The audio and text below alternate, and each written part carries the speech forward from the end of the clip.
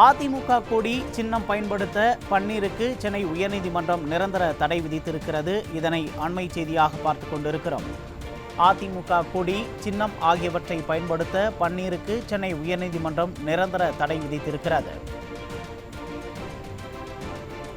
அதிமுக சின்னம், கொடி, letter bad உள்ளிட்டவற்றை பயன்படுத்தக்கூடாது என பன்னீருக்கு நிரந்தர தடை விதித்து சென்னை உயர்நீதிமன்றம் உத்தரவு பிறப்பித்திருக்கிறது. இதனை அண்மை செய்தியாக பார்த்து கொண்டிருக்கிறோம்.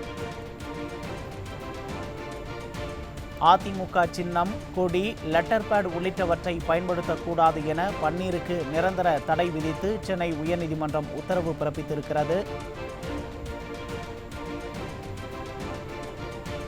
அதிமுக சின்னம், கொடி, லெட்டர் பேட் உள்ளிட்டவற்றை பயன்படுத்தக்கூடாது என பன்னீருக்கு நிரந்தர தடை விதித்து சென்னை உயர்நீதிமன்றம் உத்தரவு பிறப்பித்திருக்கிறது. இதனை தற்போது கிடைத்துள்ள அண்மை செய்தியாக பார்த்து கொண்டிருக்கிறோம். அதிமுக சின்னம், கொடி, லெட்டர் பேட் உள்ளிட்டவற்றை பயன்படுத்தக்கூடாது என பன்னீருக்கு நிரந்தர தடை விதித்து சென்னை உயர்நீதிமன்றம் உத்தரவிட்டுள்ளது. இதனை தற்போது கிடைத்துள்ள அண்மை செய்தியாக பார்த்து கொண்டிருக்கிறோம்.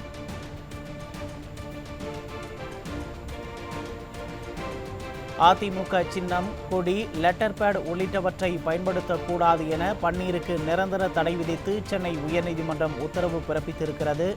இதனை தற்போது கிடைத்துள்ள அண்மை செய்தியாக பார்த்து கொண்டிருக்கிறோம்.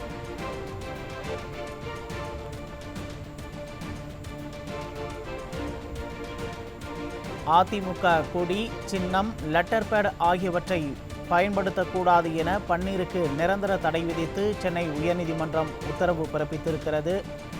இதனை தற்போது கிடைத்துள்ள அண்மை செய்தியாக பார்த்து கொண்டிருக்கிறோம்.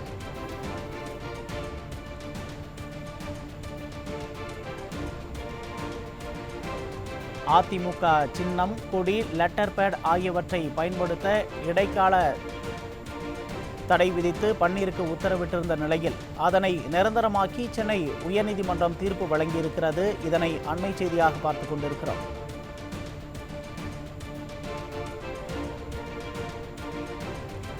அதிமுக சின்னம், கொடி, லெட்டர் பேட் உள்ளிட்டவற்றை பயன்படுத்தக்கூடாது என பன்னீருக்கு இடைக்கால தடை விதித்திருந்த நிலையில் அதனை நிரந்தரமாக்கி தற்போது சென்னை உயர்நீதிமன்றம் உத்தரவு பிறப்பித்திருக்கிறது.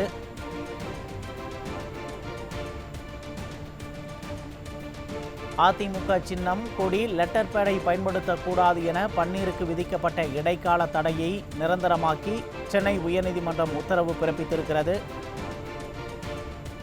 இது தொடர்பான கூடுதல் விவரங்களை எமது தலைமை செய்தியாளர் ஜெயக்குமார் வழங்க கேட்கலாம்.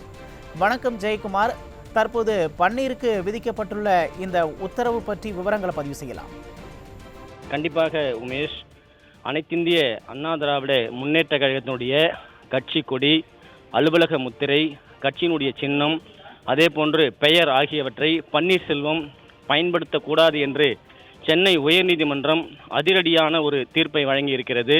அனைத்திந்திய அண்ணா திராவிட முன்னேற்ற கழகத்திலிருந்து நீக்கப்பட்ட ஒருவர் அந்த கட்சியினுடைய பெயரையோ சின்னத்தையோ அதே போன்று கட்சியினுடைய அலுவலக முத்திரையோ பயன்படுத்தக்கூடாது என்று அனைத்திந்திய அண்ணா திராவிட முன்னேற்ற கழகத்தினுடைய சார்பில் தொடரப்பட்ட வழக்கில் அதிரடியான ஒரு தீர்ப்பினை சென்னை உயர்நீதிமன்றம் வழங்கியிருக்கிறது.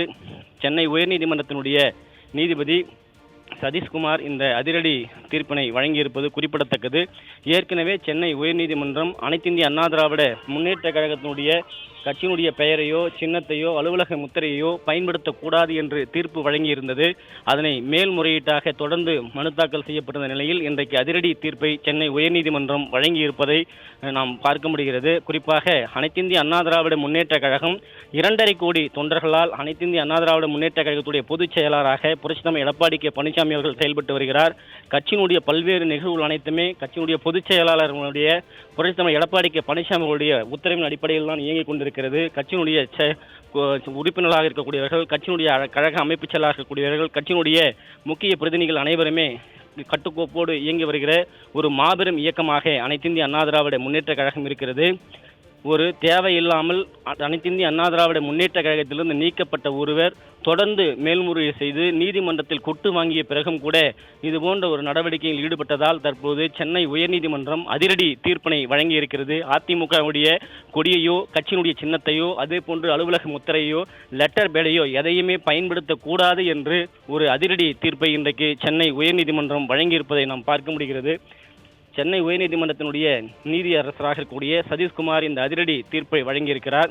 இரட்டை இலை சின்னம் என்பது அனைத்திந்திய அண்ணா திராவிட முன்னேற்ற கழகத்துடைய பொதுச் செயலாளர் புரட்சித்தலைவர் எடப்பாடி கே பழனிசாமியுடைய கட்டுப்பாட்டில் அவருடைய தலைமையில் தான் இயங்கிக் கொண்டிருப்பது என்பதை இன்றைக்கு சென்னை உயர்நீதிமன்றம் மீண்டும் உறுதி செய்திருக்கிறது. ஏற்கனவே பலமுறை உறுதி செய்த பிறகும் கூட பன்னீர்செல்வம் தொடர்ந்து நீதிமன்றத்தை நாடி வேண்டுமென்றே ஒரு காழ்ப்புணர்ச்சி அரசியலோடு இதனை அணுகியது. இதன் மூலமாக பட்டவர்த்தனமாக வெளிப்பட்டிருக்கிறது. இன்றைக்கு சென்னை உயர்நீதிமன்றம் மீண்டும் ஒரு கொட்டு வைத்து பன்னீர்செல்வத்திற்கு அதிரடியாக எந்த நிலையிலும் அனைத்திந்திய அண்ணா திராவிட முன்னேற்ற கழகத்தினுடைய கட்சியினுடைய லோகோவையோ கட்சியினுடைய பெயரையோ பயன்படுத்தக்கூடாது என அந்த உத்தரவு பிறப்பித்திருப்பதை பார்க்க முடிகிறது. உமேஷ், விவரங்களுக்கு நன்றி ஜெயக்குமார்.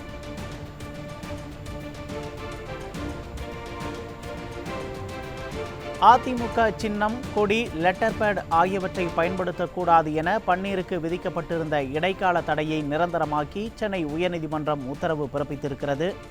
இதனை அண்மை செய்தியாக பார்த்து கொண்டிருக்கிறோம். அதிமுக சின்னம், கொடி, லெட்டர் பேடை பயன்படுத்தக்கூடாது என பன்னீருக்கு விதிக்கப்பட்ட இடைக்கால தடையை நிரந்தரமாக்கி சென்னை உயர்நீதிமன்றம் தீர்ப்பு வழங்கியிருக்கிறது. பன்னீருக்கு விதிக்கப்பட்ட இடைக்கால தடையை நிரந்தரமாக்கி சென்னை உயர்நீதிமன்றம் தற்போது தீர்ப்பு வழங்கியிருக்கிறது. இதனை அண்மை செய்தியாக பார்த்து கொண்டிருக்கிறோம்.